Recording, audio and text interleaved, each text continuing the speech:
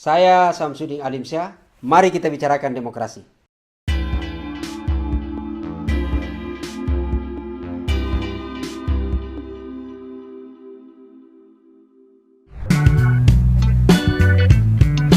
Selamat pagi. Selamat pagi untuk kita semua pencari keadilan. Halayak yang merindukan keteguhan.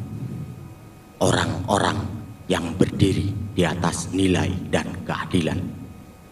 Hari ini 25 Juni 2024 kita akan menggelar peristiwa pencarian keadilan yang selama ini telah lama hilang dari realitas kehidupan. Hari ini bukan hari penghakiman, tapi hari ini bertemunya akal nurani, hukum, dan keadilan.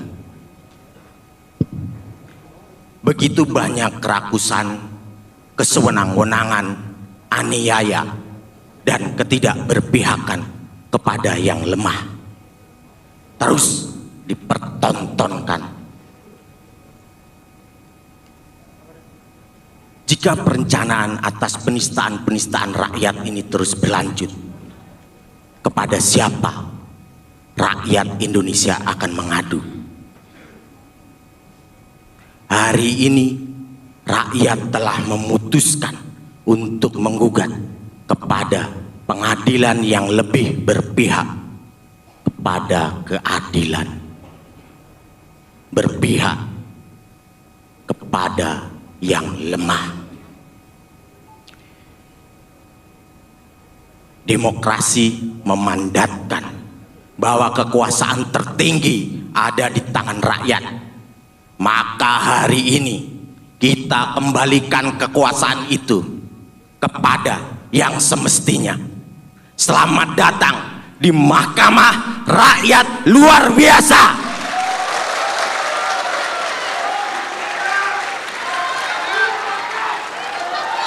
Hidup rakyat! Hidup rakyat! Hidup rakyat!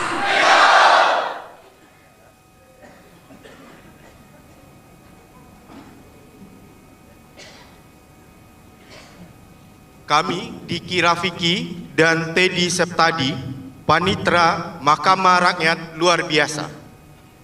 Pertama, Panitera akan membacakan tata tertib sidang. Tata tertib sidang perlu diketahui dan dipatuhi oleh semua pihak yang hadir di ruang sidang. 1. Memasuki ruang sidang dengan tertib dan tenang. 2. Berdiri untuk memberi hormat saat majelis memasuki dan meninggalkan ruang sidang. 3. Duduk dengan tertib dan sopan. 4. Menjaga ketenangan dan tidak berbicara dengan suara keras. 5. Dilarang merokok, makan, terutama makan uang rakyat di dalam ruang sidang.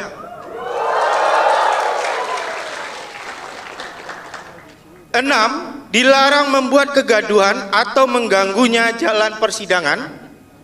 7. Saling menghormati antara para peserta dan seluruh perangkat persidangan. 8. Bekerja sama memastikan jalannya seluruh persidangan dengan baik. 9. Dilarang membawa senjata api, senjata tajam, atau benda berbahaya lainnya ke dalam ruang sidang. 10. Koruptor dan oligarki selain tergugat dilarang masuk.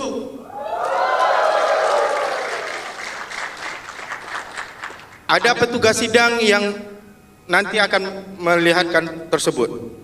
Terima kasih atas perhatian dan kerjasamanya. Perkenankan kami untuk menjelaskan agenda sidang Mahkamah Rakyat Luar Biasa pada hari ini. Agenda kita mulai dengan 1. Pemeriksaan legal standing. 2. Pembacaan gugatan oleh penggugat. 3. Pembacaan keterangan di daerah-daerah. 4. Pemeriksaan gugatan oleh majelis. 5. Pemeriksaan saksi atau ahli. 6. Pembacaan kesimpulan petitum. Pembacaan amar putusan. Majelis memasuki ruang sidang. Hadirin harap berdiri.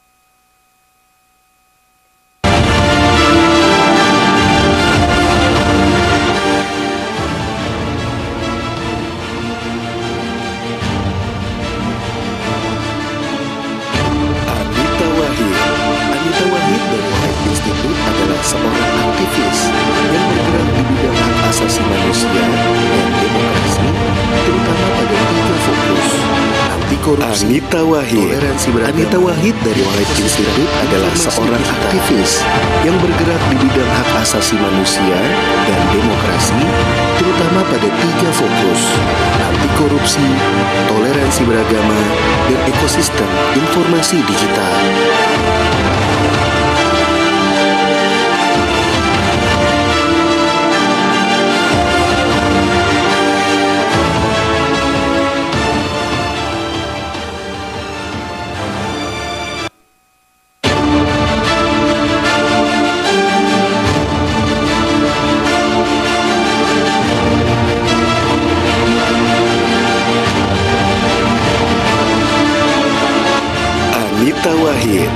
Anita Wahid dari White Institute adalah seorang aktivis yang bergerak di bidang hak asasi manusia dan demokrasi, terutama pada 3 fokus: anti korupsi, toleransi beragama, dan ekosistem informasi digital.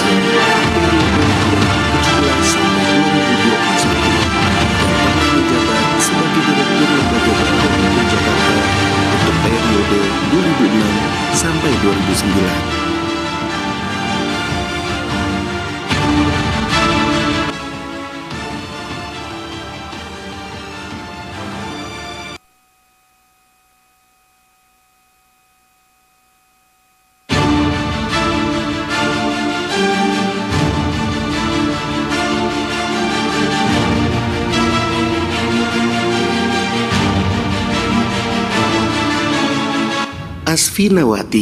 Asfinawati adalah seorang aktivis dan advokat hak asasi manusia. Menjabat sebagai Direktur Yayasan Lembaga Bantuan Hukum Indonesia periode 2017 sampai 2021 dan pernah menjabat sebagai Direktur Lembaga Bantuan Hukum Jakarta untuk periode 2006 sampai 2009.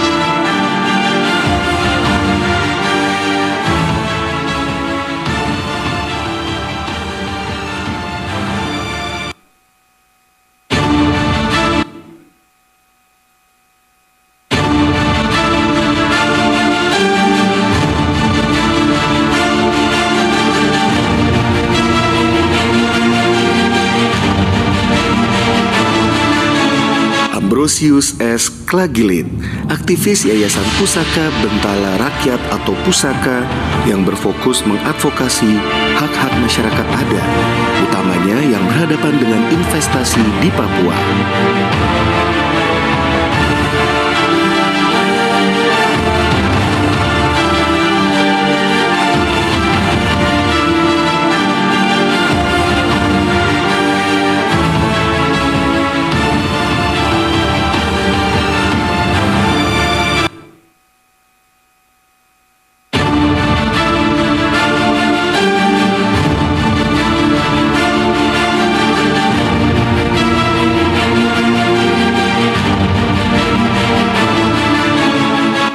Hasanah. Nur Hasanah adalah seorang ibu dan juga aktivis perempuan, yaitu seorang pekerja rumah tangga yang selama ini aktif mengadvokasi isu PRT. Nur Hasanah merupakan koordinator Serikat PRT Merdeka Semarang dan tergabung dalam organisasi Jala PRT. Sudah puluhan tahun, Nur Hasanah bersama dengan aktivis perempuan lainnya melakukan advokat pengesahan RUU Perlindungan PRT.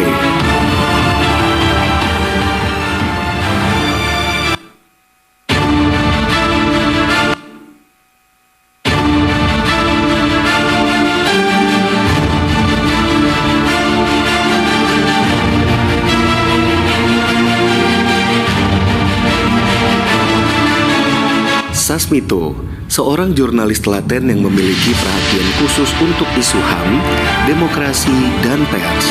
Pria yang pernah memegang amanah sebagai Ketua AJI Indonesia periode 2021-2024 ini sangat menjunjung tinggi independensi jurnalis. Saat ini, Sasmito menjadi Majelis Etik dan Peradilan Organisasi AJI.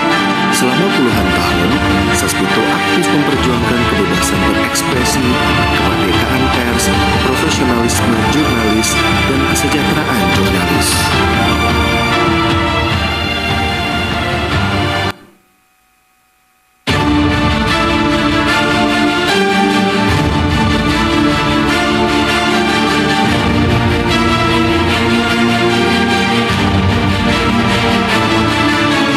Lini Zurlia.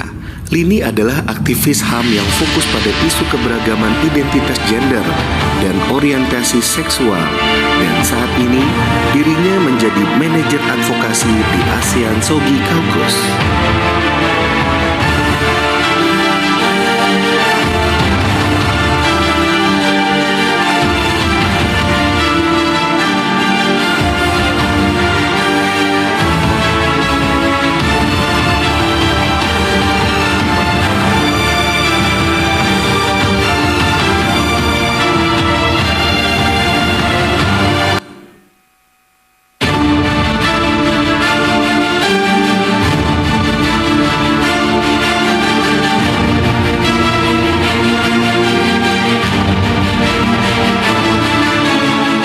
Yohanes Christophorus Tara atau Romo Kristo.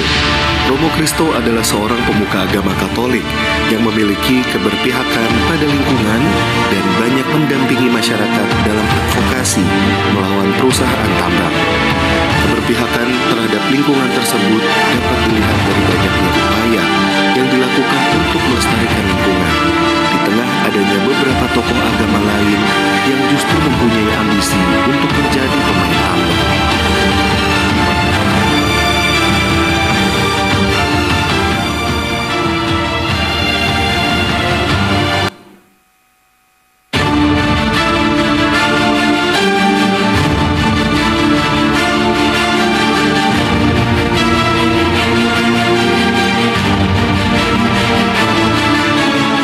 Nur Hayati atau Ibu Inur adalah anak dari korban peristiwa Tanjung Priok 1984.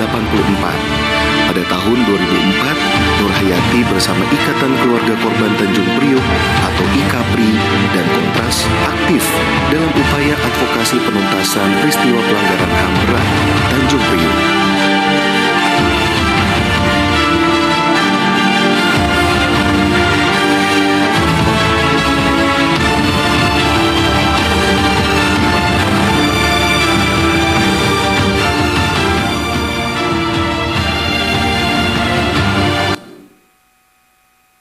Para hakim telah berdiri di meja masing-masing. Kesemuanya memiliki reputasi dan rekam jejak yang jelas sehingga memiliki legitimasi untuk memimpin Mahkamah Rakyat luar biasa, dan dapat kami pastikan bahwa tidak ada satu orang pun dari anggota majelis hakim ini yang memiliki hubungan kekerabatan dengan penggugat, apalagi dengan tergugat.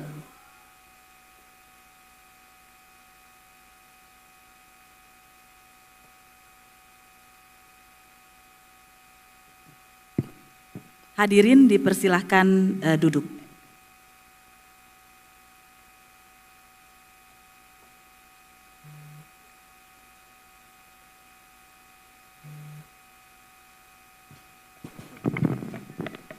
Penggugat dipersilahkan untuk masuk ke ruang sidang.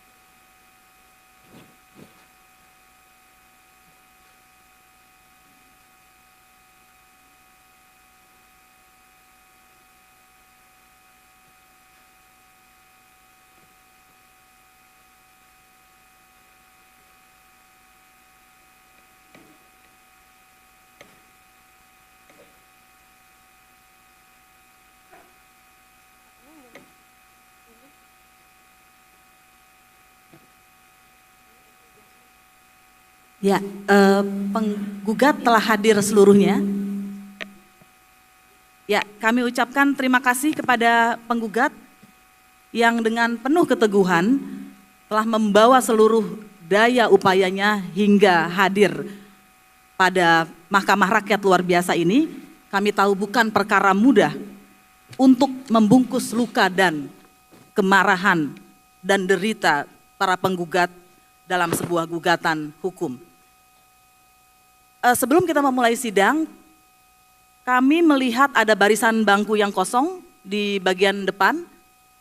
Kenapa tidak diisi oleh para pengunjung? Ya, silakan.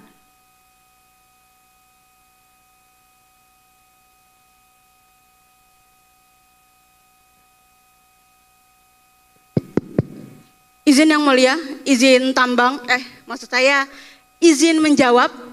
Bangku-bangku ini ada orangnya yang mulia. Tapi kemana orangnya? Itu dia pertanyaannya. Itu adalah pertanyaan yang kami cari selama bertahun-tahun. Sebetulnya kursi ini diperuntukkan untuk siapa?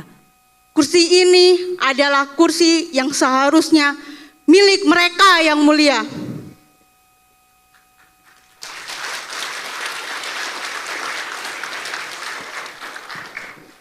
Baik, terima kasih atas penjelasannya. Dan kami juga menyaksikan bahwa kursi tergugat kosong. Saudara tergugat dipersilahkan untuk masuk ke ruang sidang.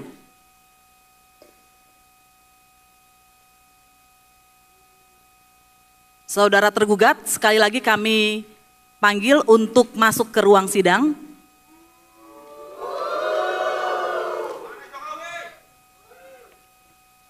Saudara Panitera, apakah tergugat telah diundang untuk hadir dalam persidangan kita ini? Ya, yang majelis izin, kami telah mengirimkan melalui pos, lalu mengirimkan melalui setnek dan juga undangan di media sosial, postingan media sosial, sehingga saat ini tidak ada tanggapan satupun. Dan ini kami bisa buktikan majelis bahwa kami telah mengirimkan kepada mereka untuk dalam persidangan saat ini. Baik, apakah Panitera juga sudah mengirimkan ke rumahnya atau mungkin mengirimkan melalui alat komunikasi seperti telepon. Mohon izin Yang Mulia, kami telah mengirimkan reslah panggilan ke tergugat di rumahnya. Namun kami kebingungan karena rumahnya banyak, tanahnya luas, pagarnya tinggi, ajudannya banyak. Mohon izin menambahkan Yang Mulia. Ya, silakan. Beliaunya memang sudah sering kita panggil, tapi seperti yang kita tahu bersama, beliau tidak pernah hadir dalam muka persidangan. Demikian Yang Mulia, terima kasih. Baik, terima kasih Panitera atas penjelasannya. Setelah mendengarkan penjelasan dari Panitera, kami Majelis Hakim menganggap bahwa undangan kepada tergugat sudah patut dan persidangan ini karenanya dapat kita lanjutkan. Persidangan Mahkamah Rakyat luar biasa dengan agenda mengadili pengaduan konstitusional atas kejahatan rezim Jokowi kami buka dan dinyatakan terbuka untuk umum.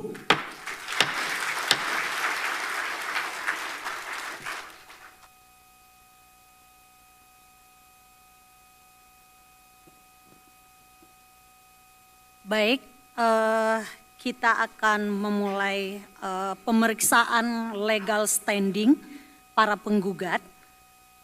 Sebelum kita mulai melakukan pemeriksaan pokok perkara, majelis akan melakukan pemeriksaan terlebih dahulu terkait legal standing para pihak. Penggugat, tolong jelaskan siapa saja yang hadir.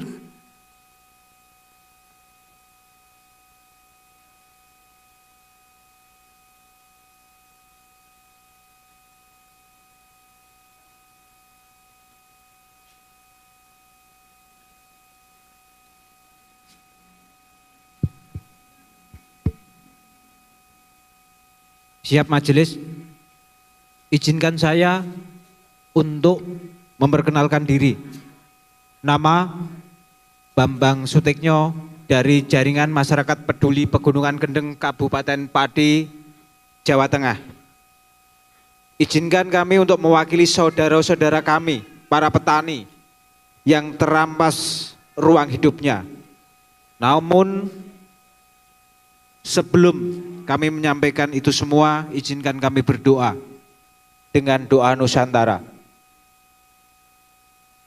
Ibu bumi wis maringi, Ibu bumi dilarani, Ibu bumi kang ngadili. Ibu bumi sudah memberi, ibu bumi disakiti, nanti ibu bumi yang akan mengadili. Yang mulia, doa itu kami panjatkan karena peradilan di negeri ini sudah tidak bisa mengadili perkara dengan seadil-adilnya. Ketika Mahkamah Agung sudah tidak dapat dipercaya sebagai institusi peradilan yang tertinggi, kita serahkan ke Mahkamah Rakyat luar biasa ini. Namun, jika nanti Mahkamah Rakyat ini juga tidak bisa mengadili perkara, maka akan kami serahkan ke Mahkamah Alam. Alam yang akan mengadili. Setuju? Baik, Yang Mulia, izinkan saya berdiri di sini untuk mewakili saudara-saudara kami yang saat ini sedang berjuang untuk mempertahankan tanah kelahirannya, tanah miliknya yang telah dan akan dirampas oleh para penguasa di negeri ini dengan dalih demi kesejahteraan seluruh rakyat Indonesia. Namun nyatanya hanya untuk perutnya sendiri. Oleh karena itu Yang Mulia, izinkan saya untuk mewakili saudara-saudaraku dari Sabang sampai Merauke yang punya persoalan sama. Bagi kami, tanah dan air adalah ibu bumi yang harus kita bela seperti ibu yang melahirkan kami. Sedumuk batuk, senyari bumi, rawe-rawe rantas, malang-malang putung. Yang kedua yang mulia, izinkan kami mewakili saudara-saudaraku yang terkena musibah banjir di musim hujan dan kekeringan di musim kemarau. Yang mana itu akibat dari proses penataan ruang yang seenak udele dewe. Tidak sesuai dengan daya tampung dan daya dukung lingkungan. Matur suwun, terima kasih. Dilanjut penggugat selanjutnya, silakan. Baik, selamat pagi yang mulia. Mohon izin memperkenalkan diri. Nama saya Benedictus Yumlala Martin. Saya satu dari 57 pegawai KPK yang diberhentikan lewat tes wawasan kebangsaan.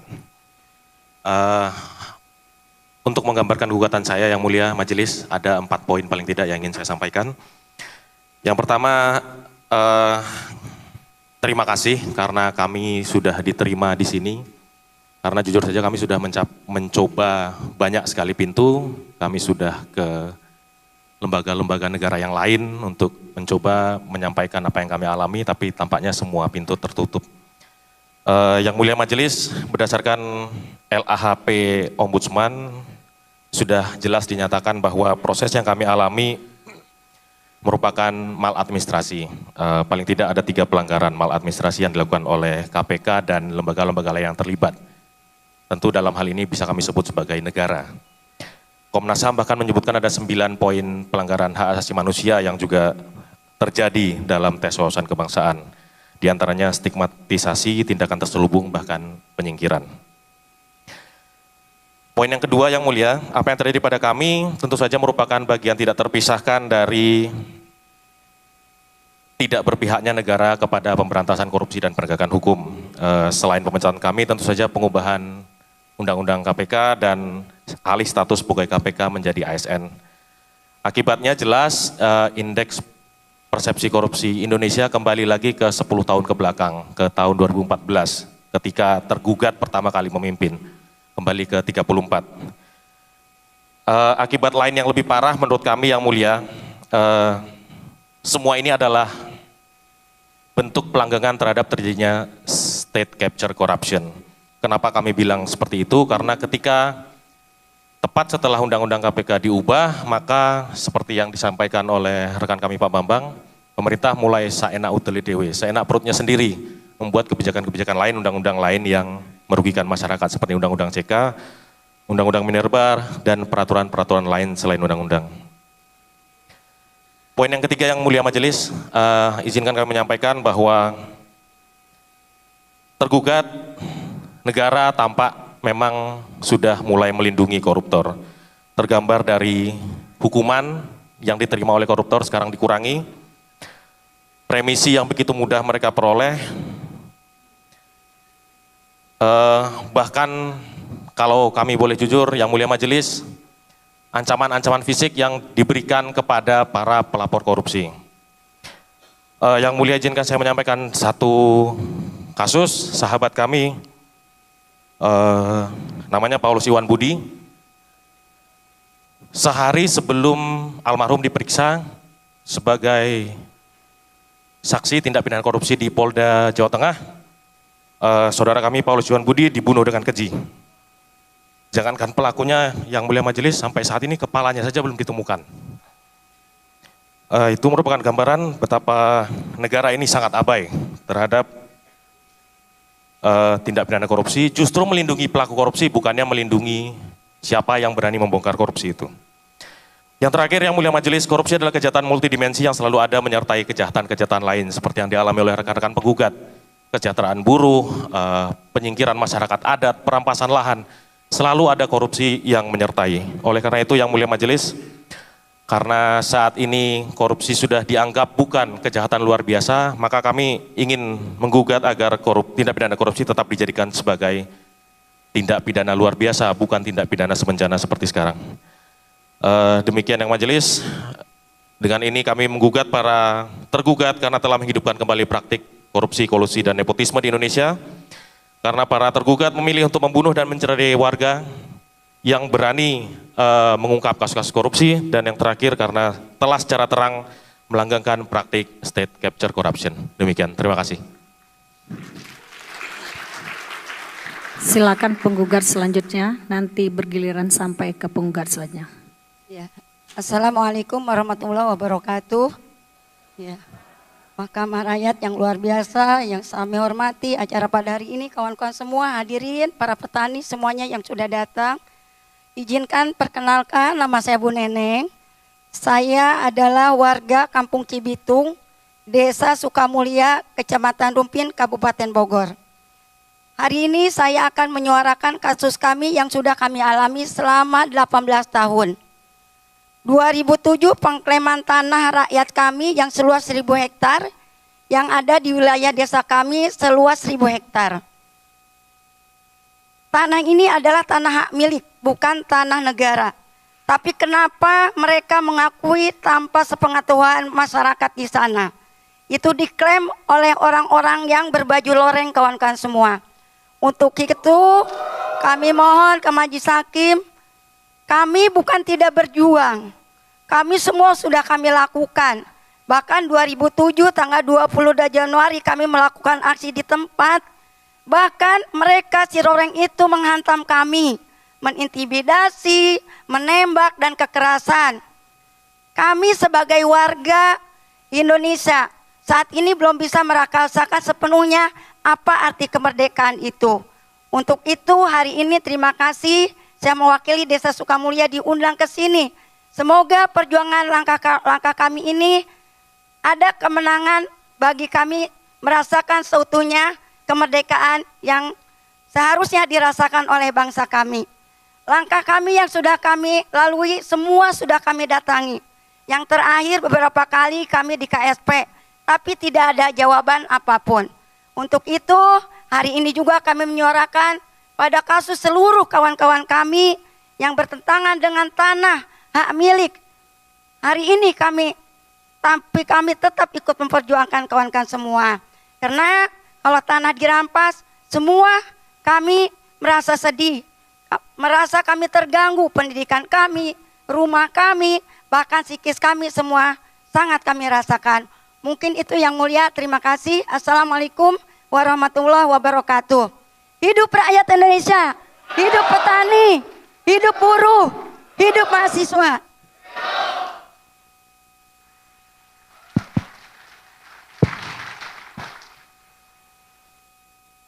Silakan penggugat selanjutnya. Sebagai perwakilan dari siswa dan juga mahasiswa, saya akan mulai terlebih dahulu dengan salam cinta, salam perjuangan penuh dengan cinta. Hidup rakyat Indonesia, hidup pendidikan Indonesia, hidup mahasiswa, hidup rakyat Indonesia. Rakyatnya diperas, pendidikannya ditindas. Hidup pendidikan Indonesia. Pendidikan kita mahal, sulit untuk dibayar. Hidup mahasiswa. Berapa bulan yang lalu kawan-kawan kami sampai meninggal dunia untuk memperjuangkan UKT-nya. Yang mulia, perkenalkan, saya Harik Anhar, mahasiswa yang bulan Mei kemarin sudah dilaporkan oleh rektornya sendiri karena melakukan kampanye terhadap kenaikan uang kuliah tunggal dan juga biaya pendidikan di perguruan tinggi. Walaupun kasus saya selesai karena viral, tapi adik-adik saya pada hari ini masih banyak sekali yang tidak bisa untuk membayar biaya pendidikan. Yang mulia, ada 5 hal dalam isu pendidikan Indonesia yang pada hari ini menjadi masalah kita bersama. Yang pertama, komersialisasi pendidikan. Kedua, kesejahteraan guru dan juga dosen. Ketiga, kualitas sarana dan prasarana pendidikan. Keempat, kebebasan akademik. Karena rejim ini anti kritik yang mulia. Dan kelima adalah terjadinya korupsi pada sektor pendidikan. Hari ini yang mulia, 25 Juni 2024 rakyat Indonesia menyelenggarakan mahkamah rakyat. Apa dasar kita? Sederhana sekali saudara-saudara sekalian, teman-temanku, bahwa di depan sana bangku itu sudah tidak memiliki pemilik yang sebenarnya, sudah dikendalikan oleh pasar bebas, sudah dikendalikan oleh para oligarki sekalian. Maka pada pasal 31 Undang-Undang 1945, negara harus tegas dan mengharuskan setiap warga negara untuk mendapatkan hak pendidikan. Karena pendidikan adalah hak yang fundamental yang menjadi tanggung jawab negara menjamin dan memenuhinya. Kemudian yang mulia, terkait komersialisasi pendidikan. Kita ketahui kemarin kawan-kawan kami dari mahasiswa seluruh Indonesia itu menggugat Permendikbudristek Dikti nomor 2 tahun 2024. Namun seberapa konyolnya negeri ini yang mulia. Iya, dibatalkan kenaikan tahun ini. Tahun depan dinaikkan lagi. Apakah aspirasi itu sudah tidak dianggap lagi yang mulia? Apakah bisa kita adili dia? Kemudian yang mulia, perguruan tinggi negeri berbadan hukum yang pada hari ini kami dari kawan-kawan mahasiswa terus mengkaji dan menyatakan bahwa itu keliru. Bahwa negara tidak boleh lepas dari amanatnya untuk menyelenggarakan pendidikan. Namun hari ini yang mulia, alokasi anggaran untuk perguruan tinggi itu sedikit sekali. Dan kebijakan ini runcing menusuk tulang punggung keluarga kami yang mulia. Lalu kesediaan guru, dosen, dan tenaga pendidikan yang mulia, 1,5 juta hingga 2 juta rupiah itu di kota. Namun ketika kita membicarakan yang di desa yang mulia, 300.000 sampai 500.000 setiap bulan. Itu pun dibayarkan 3 bulan sekali kadang, atau tidak dibayarkan. Dan terakhir yang mulia, kami mengharapkan dari siswa dan juga mahasiswa yang mulia, perbaikan kualitas pendidikan. Karena kami merasakan bahwa pendidikan pada hari ini bukan diselenggarakan untuk rakyat, tetapi untuk memenuhi kantong-kantong pejabat. Mungkin itu yang bisa saya sampaikan. Sekali lagi yang mulia, bahwa pendidikan adalah hal yang sangat penting. Maka kalau pada hari ini, untuk mendapatkan pendidikan saja, kami masih perlu untuk mengais-mais sampai meminjam pinjaman online yang mulia. Maka mau sampai kapan? Maka mau sampai kapan ketika mahasiswa memprotes, kemudian dilaporkan kepada kepolisian? Semoga Mahkamah Rakyat hari ini bisa mengadili Jokowi, mengadili Presiden Indonesia. Karena kami mengharapkan adanya perubahan di negeri ini. Sekian. Hidup rakyat!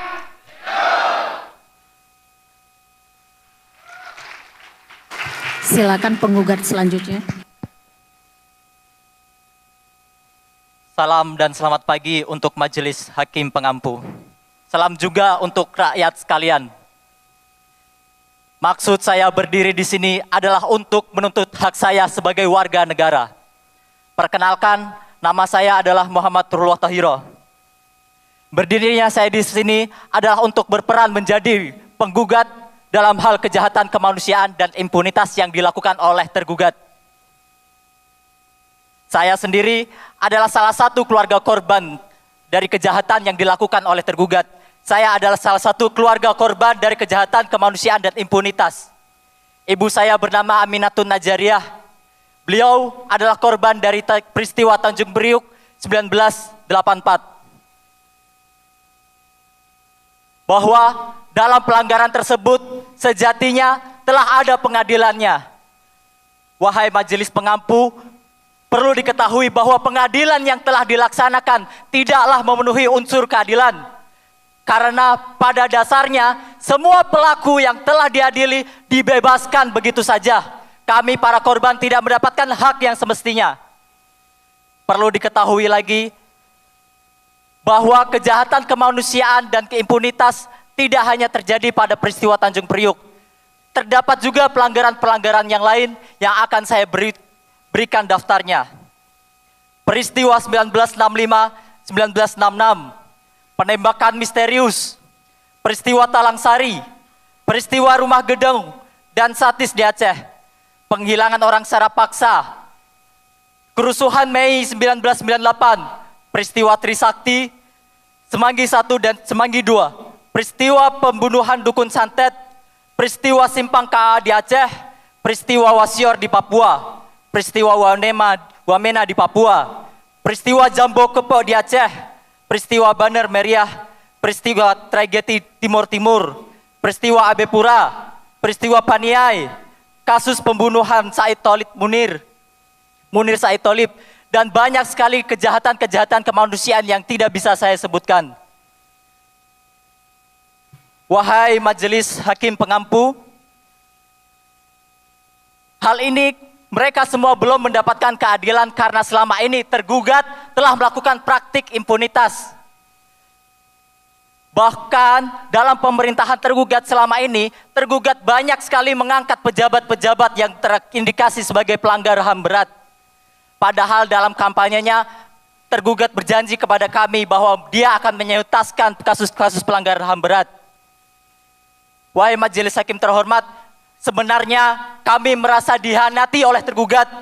Kami merasakan sakit yang amat pedih. Kami merasa suara kami dimanfaatkan untuk kepentingan politiknya. Oleh itu yang mulia, Hakim Majelis Pengampu, oleh karena itu kami menggugat yang tergugat. Hidup korban! Jangan diam! Sekian dan terima kasih.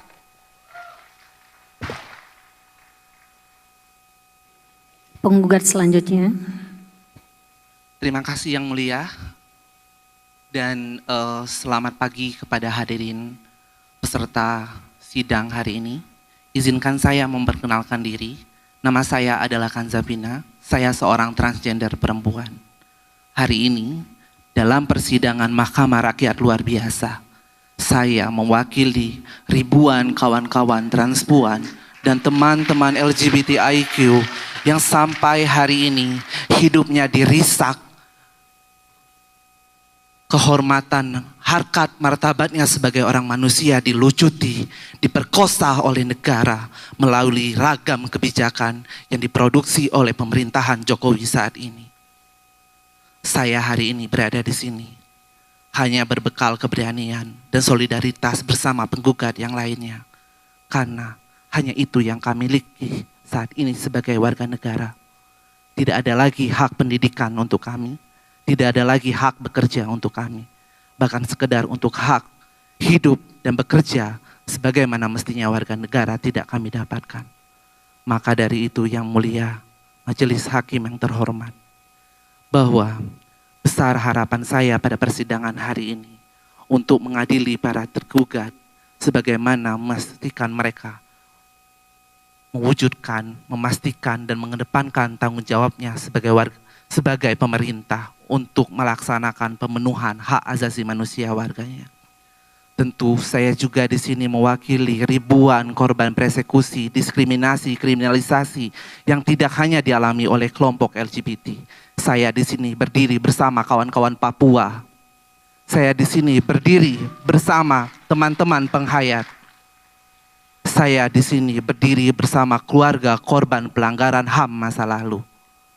Saya di sini berdiri bersama petani, nelayan, buruh, mahasiswa, masyarakat miskin kota, dan semua kelompok yang sampai hari ini hak-haknya, harkat martabatnya, sekali lagi saya sampaikan, yang hari ini harkat dan martabatnya dilucuti dan diperkosa oleh rezim Jokowi. Sekali lagi, yang mulia, besar harapan saya untuk yang mulia segera mengadili para tergugat. Hidup korban! Hidup korban! Hidup korban! Terima kasih.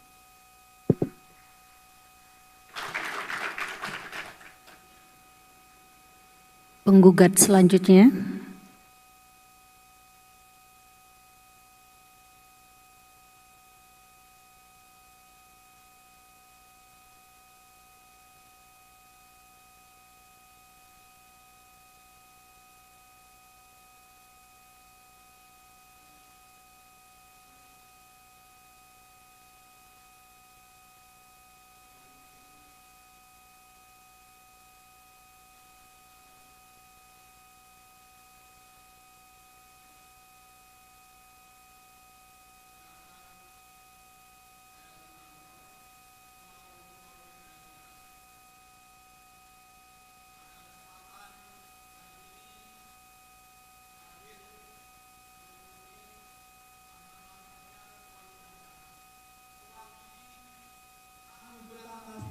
seluruh Indonesia, juga mewakili kawan-kawan serikat buruh, serikat pekerja yang sepakat untuk menggugat rejim Jokowi, juga mewakili kawan-kawan buruh pekerja seluruh Indonesia yang terkena dampak dari kebijakan rejim Jokowi, dan yang juga masyarakat yang bersepakat untuk melakukan gugatan hari ini.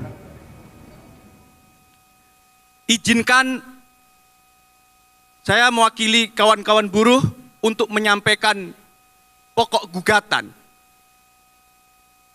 Yang pertama adalah terkait selama 10 tahun kurang lebih Presiden Jokowi berkuasa memimpin negara Indonesia, tapi justru membuat kebijakan-kebijakan yang buruk bagi kaum buruh. Tahun 2015 mengeluarkan PP 78 terkait dengan upah yang murah buat kaum buruh di Indonesia. Bukan diperbaiki, bukan upahnya naik, tapi justru upahnya semakin rendah. Lalu selanjutnya di 2019 banyak kebijakan yang juga dibuat. Termasuk tahun 2020 Presiden Jokowi dan seluruh kabinetnya membuat undang-undang Omnibus Law Cipta Kerja, dan khususnya terkait klaster ketenaga kerjaan yang justru merugikan kaum buruh. Katanya undang-undang Cipta Kerja, tapi nyatanya banyak buruh yang di PHK. Katanya memperbaiki upah, tapi justru upah buruh semakin rendah. Buruh semakin tidak punya jaminan kepastian kerja, karena sistem kerja dibuat seperti budak. Sistem kontrak, outsourcing, harian lepas, borongan, bahkan sistem magang. Korbannya siapa? Korbannya kaum buruh. Dan tentunya adalah teman-teman kami, para mahasiswa, para pemuda, calon pekerja. Karena kalau mereka nanti dapat pekerjaan, tentunya mereka sudah kehilangan kesempatan menjadi pekerja tetap. Karena aturan atau undang-undang Omnibus Law Cipta Kerja tadi. Bahkan baru sekitar sebulan kemarin, Presiden mengeluarkan PP 21 2024 terkait tapera. Tambahan penderitaan rakyat. Gaji buruh dipotong. Katanya iuran. Tapi dipotong paksa. Ini kan namanya merampas. Merampok gaji buruh. Katanya untuk perumahan rakyat. Tapi mana? Memangnya sudah ada? Rumahnya sudah ada?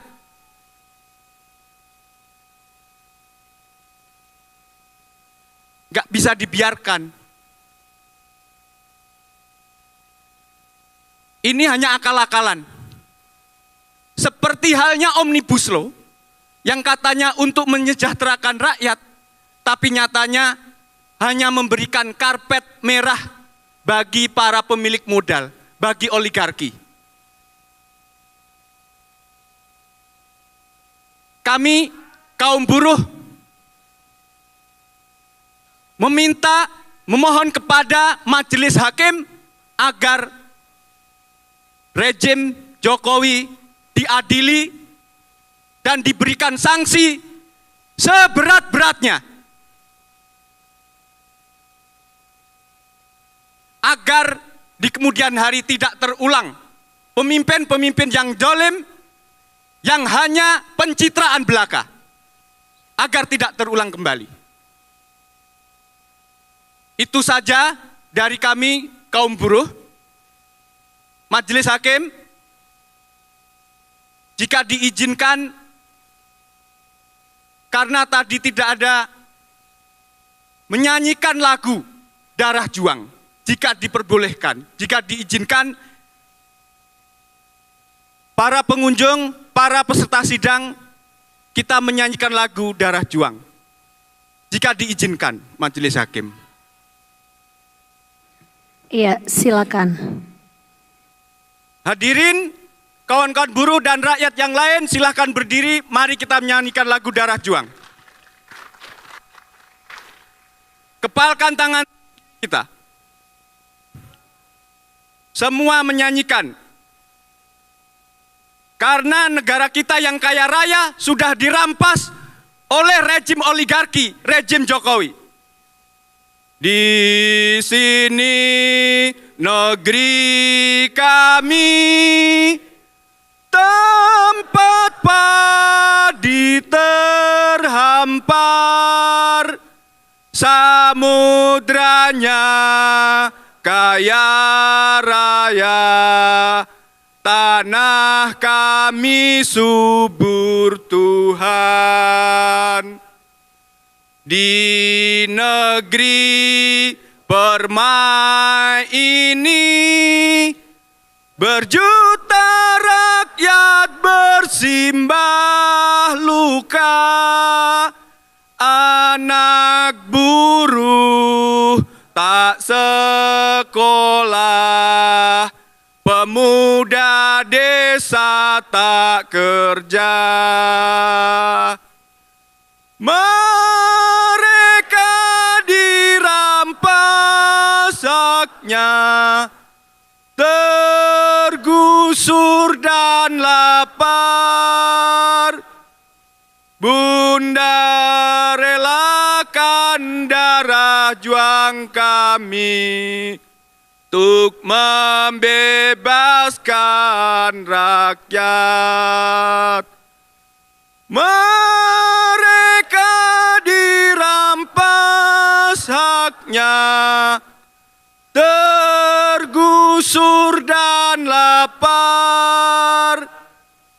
Bunda relakan darah juang kami, padamu kami berjanji, padamu kami berbakti. Terima kasih. Hidup buruh, hidup tani, hidup mahasiswa, hidup rakyat.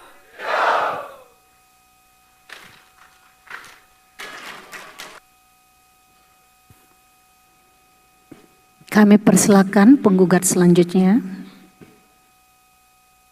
Terima kasih Majelis Hakim yang mulia. Terima kasih kepada kawan-kawan yang telah hadir di sini bersama kita semua. Saya Bivitri Susanti. Saya mewakili para pendidik, para dosen dan guru-guru untuk menggugat soal pembajakan legislasi yang dilakukan oleh para tergugat. Yang mulia, izinkan saya mengingatkan bahwa ketika kita membicarakan pembajakan legislasi, ketika kita membicarakan semua soal yang dari tadi sudah disampaikan oleh kawan-kawan penggugat, sesungguhnya kita juga harus membicarakan sebuah jaringan yang berada di sekitar Presiden Jokowi. Makanya kita membicarakan rezim, makanya kita membicarakan soal bagaimana para tergugat seperti nanti akan disampaikan oleh para kuasa hukum kami. Sebenarnya yang juga harus ikut bertanggung jawab adalah para pembuat legislasi yang membajak begitu banyak peraturan perundang-undangan, mulai dari undang-undang sampai dengan bahkan peraturan daerah. Dan mereka bukan hanya pemerintah tapi juga para partai politik, anggota DPR, anggota DPRD dan para politikus lainnya. Yang mulia, kita bisa melihat bagaimana legislasi ternyata dibajak oleh para pembuat legislasi. Tujuannya kita semua paham. Pertama-tama adalah mematikan dulu lembaga-lembaga yang sebenarnya menyokong demokrasi kita.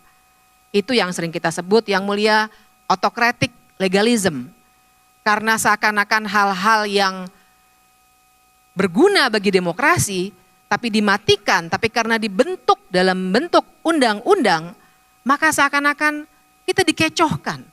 Seakan-akan kita merasa bahwa semua yang dilakukan oleh para pembajak legislasi itu adalah kebenaran. Setelah semuanya dimatikan, misalnya KPK, seperti yang sudah disampaikan oleh kawan kita, KPK dibunuh pada 2019 melalui legislasi. Kita semua turun ke jalan waktu itu. Tapi apakah kita didengar? Sampai ada 5 orang mahasiswa dan pemuda yang meninggal dunia pada 2019 yang menjadi Oktober hitam buat kita semua. Tapi suara kita tidak didengar. KPK tetap dibunuh. KUHP tetap dilanjutkan. Setelah KPK dimatikan, DPR juga dimatikan fungsi kontrolnya karena secara legal pihak-pihak yang seharusnya menjadi penyeimbang kekuasaan di DPR juga dimatikan. Masyarakat sipil, kita semua yang turun ke jalan juga dimatikan suaranya dengan banyak undang-undang, mulai dari undang-undang KUHP sampai dengan undang-undang tentang ITE. Semuanya seakan-akan legal, tapi sebenarnya kita sudah dibungkam dan secara legal dengan legislasi yang dibajak. Jangan lupa kita juga harus membicarakan bahkan Mahkamah Konstitusi dan Mahkamah Agung juga dibuat tidak berfungsi sebagai lembaga pengontrol kekuasaan, juga dilakukan secara legal. Setelah semua elemen-elemen demokrasi itu dimatikan, masyarakat sipil, pengadilan, kekuasaan legislatif, KPK dan lain sebagainya dimatikan, maka masuklah tujuan keduanya dengan lebih lancar, yaitu untuk membajak legislasi dengan leluasa. Tak kurang dari misalnya pengesahan KUHP 2023, pengesahan revisi Undang-Undang ITE yang katanya revisi, tapi sebenarnya tidak ada yang berubah. Penetapan peraturan presiden tentang sentralisasi pengelolaan sumber daya alam atau kita sering dengar dengan nama food estate, kemudian penetapan Perpu Omnibus yang sudah disampaikan oleh kawan kita barusan, Undang-Undang Cipta Kerja, Undang-Undang Kesehatan. Jangan lupa penetapan peraturan pemerintah tentang bank tanah, Undang-Undang Minerba yang hanya dibuat dalam waktu 6 hari dan hanya untuk kepentingan kelompoknya, hanya untuk kepentingan oligarki. Jangan lupa juga bahkan ketika ada undang-undang yang harusnya diubah seperti Undang-Undang Pemilu ternyata tidak diubah. Maka kita dapatlah pemilu yang seperti kemarin yang kotor sekali, penuh dengan politik uang dan juga model-model seperti presidential threshold atau ambang batas pencalonan presiden yang membuat akhirnya para politikus lebih mementingkan kemenangan dengan cara apapun, lebih bisa mengutamakan dinasti politik dan tidak memikirkan kepentingan kita semua. Maka saya berdiri di sini mewakili tidak hanya para dosen, tapi saya yakin banyak sekali di antara kita semua yang sebenarnya kompas moralnya masih lurus, bisa melihat ada ketidakadilan, tapi kemudian karena dilegalkan melalui legislasi yang prosesnya telah dibajak, seakan-akan kami yang salah. Padahal sebenarnya para pembajak legislasi itu yang salah. Demikian yang mulia, saya mewakili kawan-kawan semua yang melihat pembajakan legislasi yang luar biasa. Loh, ini Mbak yang kemarin bikin dirty vote ya? Apakah masuk gugatan ini karena barisan sakit hati ya? Izinkan saya mengklarifikasi yang mulia. Kritik bukan berarti sakit hati. Setuju? Kritik sebenarnya yang mulia adalah ketika kita bersuara setiap kita melihat ketidakadilan dan penindasan. Itu kritik, bukan karena sakit hati. Dan sebenarnya hak kita untuk mengkritik dijamin oleh konstitusi. Bukan hanya film Dirty Vote, tapi semua yang dilakukan kawan-kawan. Semua aksi yang sudah dilakukan, yang akan dilakukan, semua film yang mengkritik adalah hak konstitusional kita yang tidak ada hubungannya dengan karena kita kalah, karena kita nggak dapat apa-apa, karena yang kita perjuangkan adalah keadilan. Yang mulia. apakah para penggugat hadir didampingi oleh kuasa hukum atau tidak? Baik, Yang Mulia, kami para penggugat telah sepakat untuk menguasakan perkara kami kepada 4 kuasa hukum kami. Yang pertama, Saudara Wildan Siregar, Sarjana Hukum. Yang kedua, M. Fadil Alfatan Naswar, Sarjana Hukum. Yang ketiga, Saudari Diva Safira, Sarjana Hukum. Yang keempat, Husen Ahmad, Sarjana Hukum, Magister Hukum. Terima kasih.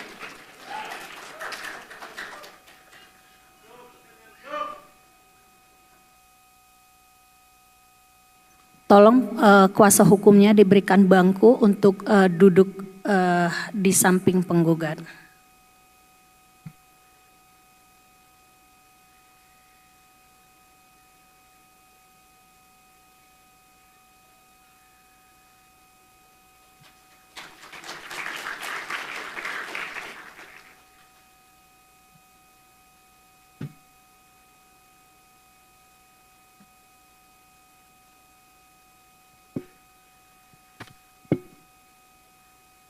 Terima kasih. Setelah mendengarkan ke-9 penggugat, kami memutuskan bahwa penggugat dalam perkara ini memiliki legal standing yang sah.